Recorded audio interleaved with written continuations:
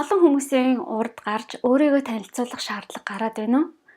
Ер нь иймэрхүү тохиолдолд хүмүүст яаж өөрийгөө танилцуулах вэ гэдэг талаар зөвлөгөөг та бүхэндээ хүргэе. Та бүхэн бичлэгээ дуустал нь үзээрэй.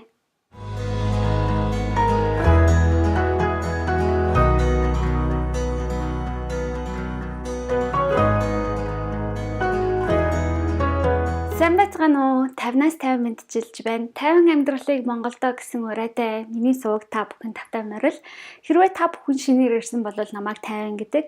Би ээж, эхнэр, тэгээд өөрийнхөө чөлөө цагаар амжилтанд хүрэхийг хүсэж байгаа тань шиг хүмүүст өөрийнхөө зөвлөгөөг хүргээд байж байгаа ийм нэгэн эмэгтэй байна.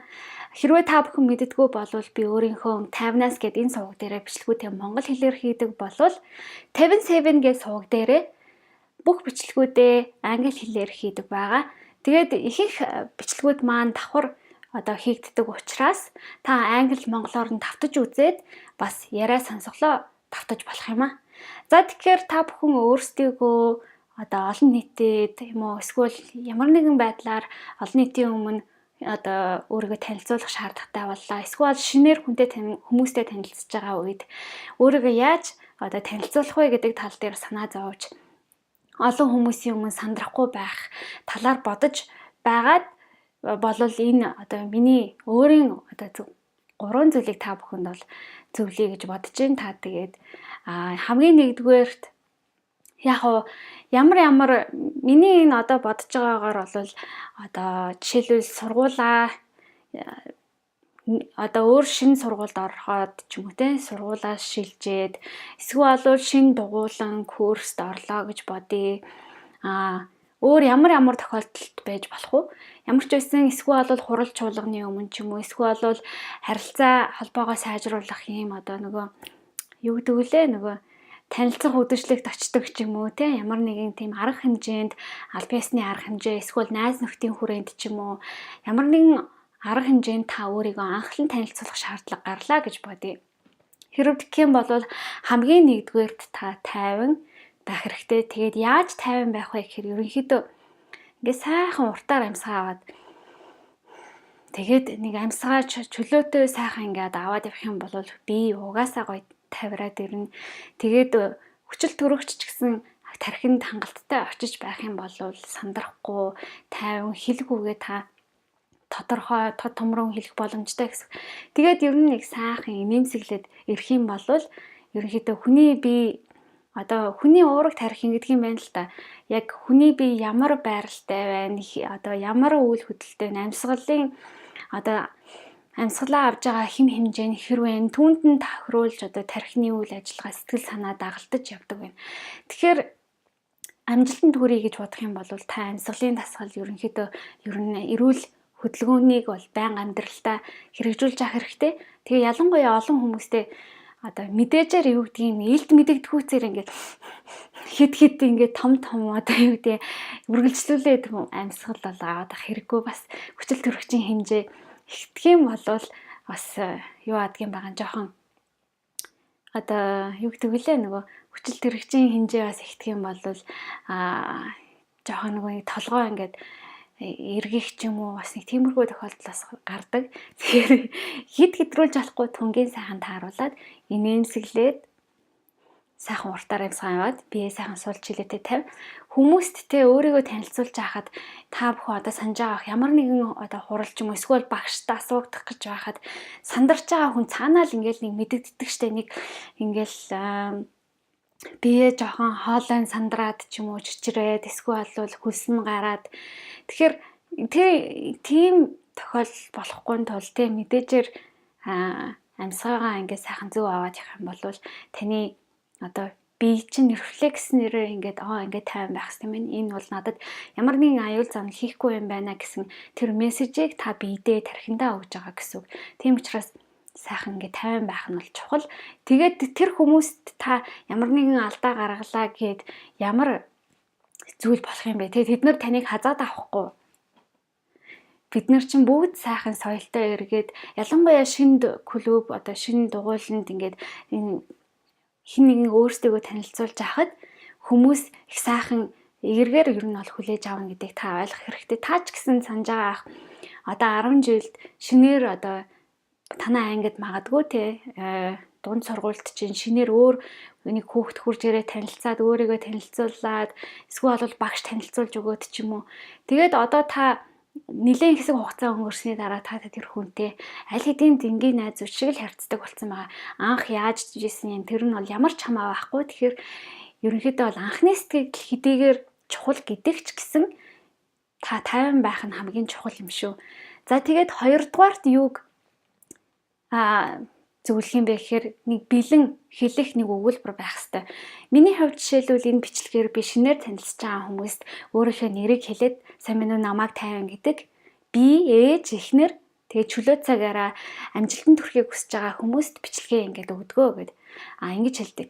10 жилдээ байж байхдаа ерөнхийдөө бол энэ бэлэн нэг хэлэх өгүүлбэр нь юу аах юм бэ гэхээр өөрөөний чинь одоо сонирхдаг зүйл байж болно. Одоо эсвэл бол хийдэг зүйл ерөнхийдөө бол нөгөө хийх сонирхол тий дуртай зүйлсийн талаар ярих энд бол хамгийн одоо тохиромжтой. Яагаад вэ гэхээр тухайн олон хүмүүст за жишээлбэл би нэг хурал цуглаанд оролцчихлаа гэж бодъё. Тэгтээ тэр шинээр ингээд танилцж байгаа тэр бүлэг хүмүүст би сайн байна уу намайг тайван гэдэг. Би гэрэл зураг одоо сонирхдаг. Тэгээ чөлөө цагаараа гэрэл зураг авах сонирхолтой. Энийгээ бол бас сонирхогчийн төвшөнд бол 2 жил ингээд хийгээ явж байна гэх мэдчлээ. Би бол яг үүндээ гэрэл зураг сонирхдаг ч гэхдээ яг саяны тэр 2 жил сонирхоо явж байна гэдгийг бол жоохон цахиу хэлчихлээ. Тэгээ гол нь танарт одоо жишээ үзүүлэх гэж л тэгсэн юм л да. Эсвэл одоо ингэж ажиллах юм магадгүй за Монголд одоо нөгөө нэг Rotaract гэдэг клубүүд байдаг. Эсвэл бол юу гэдгийг шинээр энэ сайн дурын үйл ажиллагааны одоо Amnesty International ч гэдэг юм уу тийм байгууллагад одоо шинээр яваад нэг баг хамт олонтой ажиллах хичээлээ гэж бодъё те. Тэгэх юм бол сайн байна уу? Намайг тэр гэдэг гингүүтээ өөрийнхөө сонирхдаг би ингээд боловсрол хувийн хүний хөгжилд бол хөгжлийн талаарх одоо ном сэтгүүл унших дуртай. Миний хамгийн сүүлд уншсан нэг ном бол Зуршлын хүч гээд Чарлз Дюкигийн ном байсан. Тэгээд хүн өөрийнхөө за энэ нэг өгүүлбэр гэж хэлсэн байгаа шүү дээ. Хитрхи ингээ урт ингээд би сая өөрийгөө арай өөр байдлаар танилцуулах гээд ингээд үзэхэр хитрхи урт нуршаад явчихараас тухайн хүмүүс бол сонирхолгүй болоод явчих. Тэгэхээр энэ нөхцөлд яах ёстой вэ гэхээр сайн байна уу намайг тэр гэдэг би юу гэдэг хувь хүний хөгжил болон боловсролын талаар их сонирхож судалдаг. Та бүхэн одоо надад тусалж дэмжээрэй баярлалаа гэдэг ч юм уу те. Ингээд яг нэг нэрээ хэлээд тэр сонирхлын талаар нэг өгүүлбэр хэлээд тэгээд баярлалаа гэд танилцах таатай байна гэдэг ч юм уу те. Ингээд дуусгачих хэрэгтэй. Яагаад ингээд богинохон байлгаж байгаа юм бэ гэхээр мэдээжээр тухайн хурал цуглаан ч юм уу эсвэл шинээр бэлдэржүүлэх клубд ороод шинээр ингээд бие бинийгээ танилцуулж яахад бол биднэрт одоо яг тодорхой нэг зорилготой очиж байгаа тэр хурал цуглаанд одоо жишээлбэл тэр бэлдэржүүлэх одоо төв дээрээ бол дасгалаа хийх гэж ирсэн учраас ямар нөгөө хүн хүнтэй нэг бүрчлэн ганцаарчлан танилцж байгаа тийм бол нөхцөл биш учраас яг хүмүүсийн бас цагийг хэмнээд харин одоо дараа нь хурал цуглаан уусаад одоо өндөрлсөний дараа чөлөөд ярилцах үед те чөлөөтэй ярилцах үед бусад хүмүүс өө тийм үү би бас боловсрын салбарт ажилладаг штэ гэдэг ч юм уу нэг хүн хурж ирээд ярих юм уу тэр сонирх өө тийм үү би бас гэрэл зураг одоо сонирхох дуртай штэ чи ямар камер ашигладаг юм бэ гэдэг ч юм уу те иймэрхүү байдлуудаар ингээд хүмүүс хоорондоо одоо сонирхлоо илэрхийлсэн учраас тэрний талаар ч одоо ярих тийм боломжтой гэсэн үг. За тэгээ говрууд нь юу вэ гэхээр тухайн орчин нөхцөлд те одоо сая би хэллээ штэ тухайн клуб юм уу яг тэр арга хэмжээтэй холбогдолтой зүйлийн талаар магадгүй яг олонний өмнө гараад биш гэхдээ одоо ингээд 3-4-өөр явж байгаа хүмүүст ингээд өөрийгөө очиж танилцуулах шинээр хүмүүстэй танилцах байгаа ч юм уу эсвэл одоо шинээр дагуулж очисон хүн танилцаараа өөрийгөө танилцуулна уу гэд хэлдэг ч юм уу те тэр үед бас тухайн арга хэмжээний талаар ярьж болно. Жишээлбэл бэлтаржуулах урлагийн талаар одоо эрүүл мэндийн тийм спортын чиглэлийн үйл ажиллагаанд очиж байгаа бол тэр арга хэмжээнийхэн талаар одоо нэг товчхон нэг өгүүлбэр юм уу тийм нэг хоёр өгүүлбэр хэлэх бол боломжтой. Тэгэх юм бол одоо харилцан яриаг бас өрнүүлэх боломж болно гэсэн. Заавалчгүй одоо юу гэдэг яг олон хүмүүсийн урд гарахгүйгээр одоо бас яг зүгээр ингээ танилцчихлаа гэж бодъё л да тий та хоёр ингээ танилцчихлаа гэж бодъё. Тэгэх юм бол би хурж ирээд өө сайн байна уу намайг тань гэдэг энэ өнөөдрийн арга хэмжээ үнэхээр сайхан болж шүү. Их олон хүмүүс цуглжээ. Миний хувьд өнөөдөр шинээр ирсэн болохоор дасгал хөдөлгөөнөө бол сайн хийж чадахгүй ах. Яг энэ дасгалыг яаж хийдгийг та дараа надад нэг харуулад өгөөч. Магадгүй энэ бас арай жоохон юу ч гэдэг нэг ерөнхийдөө тэр арга хэмжээтэйгээ холбоотойгоо зүйл байж болно. Жишээлбэл нөгөө Asset авалгаа гээд TEDx ярьсанд очиж исэн. Тэр үед нөгөө ширээн дээр суугаад нөгөө өдрийн хоол болж байхтай. Та нар хаанаас ирсэн бэ? Ярилцлагууд их сайхан болж шүү гэдэг ч юм уу те. Тиймэрхүү ингээд яриа өрнүүлэх бас нэг яг тухайн арга хэмжээний талаарх асуултуудыг одоо тухайн хүнд тавьж тэгээд одоо нэг ерөнхийдөө тухайн арга хэмжээнд л очсон байгаа учраас тэр ярих одоо ярианы сэдвийг нээж эхэлж байна гэсэн. Ихэнх хүмүүс цаг агаарын талаар өнөөдөр бороотой байна шүү. Харин тийм байна гэдэг одоо гих мэтчлэн. Өнөөдөр сайхан нартай өдөр шүү. Сайхан зусж гин үү ч гэдэг юм ба тий. Одоо зуншлах сайн байна уу. За өөр юу гэж болох вэ тий. Тухайн одоо бас нэг юм одоо ер нь бол орчныхаа нөхцөл байдлыг ажиглаад тэгээд тэр зүйлийн тухай ярьж одоо болно гэсэн.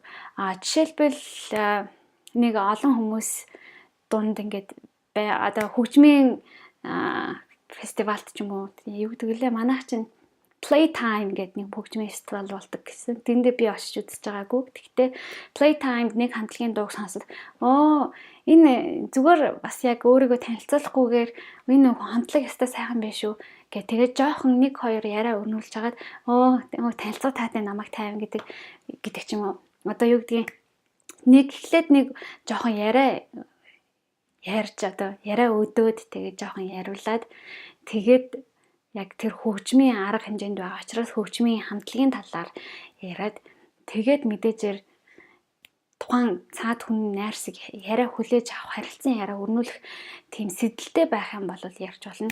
Тэгэхээр яг энэ нь бол одоо арай өөр жоохон төрөл рүү болоод явчлаа л та. Яг өөрийгөө танилцуулах байгаа тийм тохиолдол яг олонний өмнө бол ингэж би өөрийгөө танилцуулна. Хэрвээ та бүхэн бас мэдгүй байгаа бол Charisma on Command гэдэг англи хэлээр явагддаг нэг сувг байгаа. Тэн дээр маш гоё одоо мэдээллүүдийг бол өгдөг. Тэдний бичлэгийг та бүхэн үзэж сонирхоорой. Энэ гэхдээ англи хэлээр байдаг учраас өөр монгол хэлээр явагддаг гоё сувгуудыг бас олж танилцуулаарай. За тэгээд өнөөдрийн шилдэг сэтгэгдлийг би ингээд түшгээгийн сэтгэгдлийг оруулаа. Та бүхэндээ маш их баярлалаа. Миний бичлэгүүдийг үзэж одоо эрхийн мэрэгнээ өргөж урам хайрлаж нүүр номоор Instagram-аар миний хаягуудаар холбогдож байгаа та бүхэндээ маш их баярлалаа. Тэгээ би өөрийнхөө бичлэгүүдийг бас дууд хэлбэрээр SoundCloud болон iTunes дээр оруулдаг байгаа. Тэгэхээр магадгүй ажил сургуультай явж байхдаа та бүхэн бас энэ бичлэгүүдийг маань сонсож болох юм шүү. За тэгээ тайван амьдралыг Монголдо дараагийн бичлэгээр уулзцгаая. Баяр таа. Хэрвээ та өөрийнхөө амьдралын эзэн, өөрийнхөө мөрөөдлийг биелүүлж чадна гэж бодож байгаа бол миний бүтээгдэхүүнүүдийг Америк дахь цахим дэлгүүрээс сонирхож аваарай. Сүгийг subscribe улаан тавчийг дараад захиалаарай.